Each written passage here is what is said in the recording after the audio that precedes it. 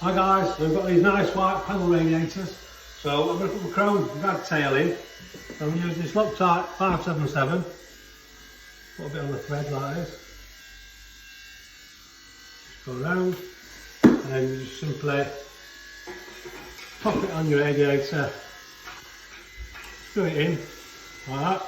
I was very sceptical about this when I first started using it, but it's great. I had one leak with it, so just tighten it up like that. And you get your big wipe, and you just take any excess off. So I use these core fix on these because they are dot and dab walls, like you can see. So you need a 10mm drill like this. All I do is I put a bit of sticky tape around there so I know how deep to go. So that's that sorted.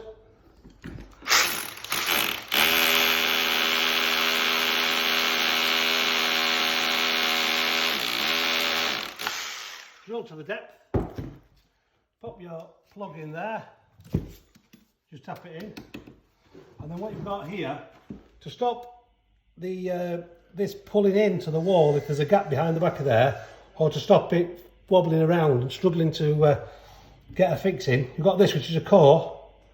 You just pop it in there, tap that in, and then all I do is, you've got the long screw that come with it. I put a little cap on there, it's just got a cover cap on there to cover over when you're finished.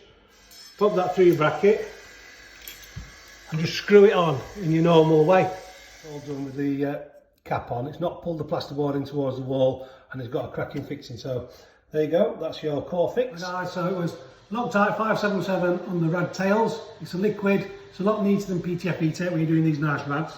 Then to fasten the brackets to the wall, the dot and dab walls, as you can hear, I just use the core fix, pop the core in.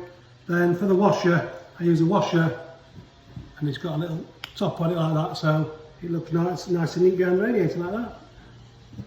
And that's why I love plumbing.